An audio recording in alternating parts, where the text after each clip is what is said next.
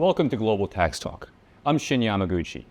I'm here in Bangkok and delighted to be joined by Jesse Kavanagh with PwC Hong Kong. Welcome, Jesse. Awesome. Thanks, Shin. Great to be chatting. Pillar 2 is alive and well here in AsiaPac, and I want to spend some time today talking about the key issues that we've been hearing from businesses in the region. But before we begin, can you give us the latest on the Pillar 2 implementation timeline in AsiaPac?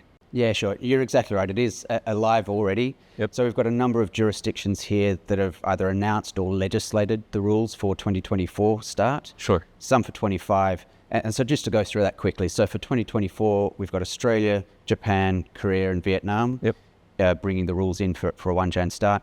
For 2025, we've got another 5 jurisdictions. So we've got Hong Kong, Malaysia, New Zealand, Singapore, and Thailand have all announced. And then in 26, we'll see New Zealand's QDMTT, or Qualified Domestic Minimum Tax, come in for 2026. So quite a few jurisdictions.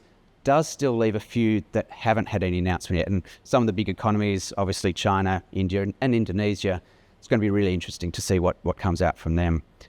Maybe just one quick point to add on what we're seeing for those implementations in Asia, which might cause some concerns for some groups that are trying to look at this in a centralized manner. Sure.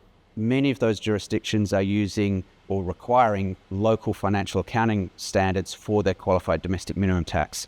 And so that may pose some challenges from a centralized approach. Got you. So there is some variance in timeline in terms of implementation as well as local QDMTT. Absolutely. And so especially for the countries that are being implemented in 2025, we'll have to keep close tabs to see what the latest developments are around Pillar 2 and beyond. Exactly. With that, Jesse, maybe we can talk about some of the key questions that have come up in your discussions with multinationals around Pillar 2. So maybe 3 ones that have come up recently.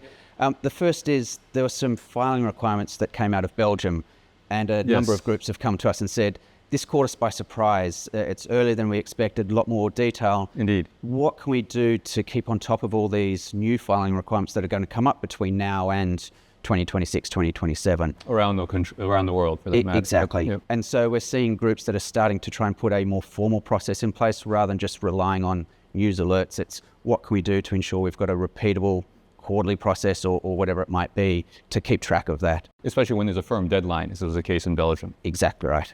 Yes. Secondly, and it sort of links into, again, those external reporting requirements, but what about the year-end provision?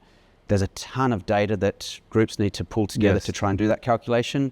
And I think groups are seeing that it's difficult. It's going to be really hard to do that across all of the entities and jurisdictions. Exactly. So what are the process changes, methods that they're looking at to try and make that simpler for that short close period at year end? Yep. And we're seeing a lot of tiering of jurisdictions, so focused on obviously the more material, the jurisdictions more likely to have a top-up exposure, but then trying to find ways to limit the amount of work that needs to get done in that process, but designing it up front now so that there can be a conversation with the auditors, getting them happy with it, and then being able to front run as much of that work out of that closed period as possible. So taking a practical approach within the Pillar 2 framework as we know it. Yes, absolutely. The third one, and this has come up a lot in Asia, we have a lot of groups that we work with that say, we've got tax incentives, and in Asia there are a lot of jurisdictions that offer tax incentives. So we have tax incentives in jurisdictions. They're now bringing in a qualified domestic minimum tax.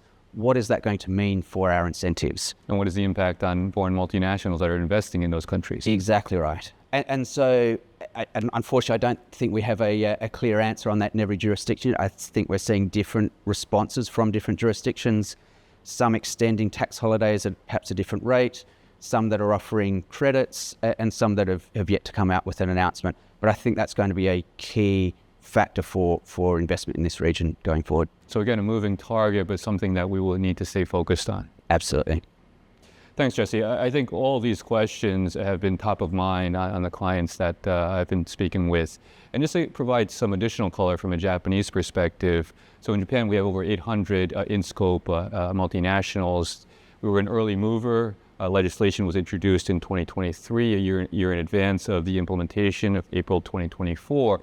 And so companies are well on their way on the Pillar 2 journey. They had some time to read through the legislation, perform the initial impact assessment, and also implement some processes internally.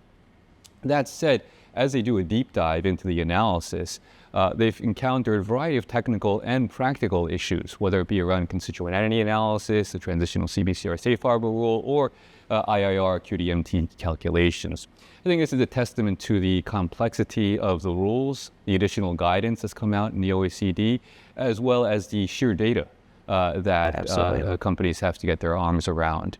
And so in that regard, I think going forward, the key takeaway here is that this Pillar 2, which is new to everyone, is a challenge, but it's something that companies have to address with enhanced communication, collaboration between head office and local subsidiaries across stakeholders, finance, IT, HR, etc., and also leveraging technology as needed, while also, as I mentioned at the top of the session, staying abreast of the legislative developments around the world.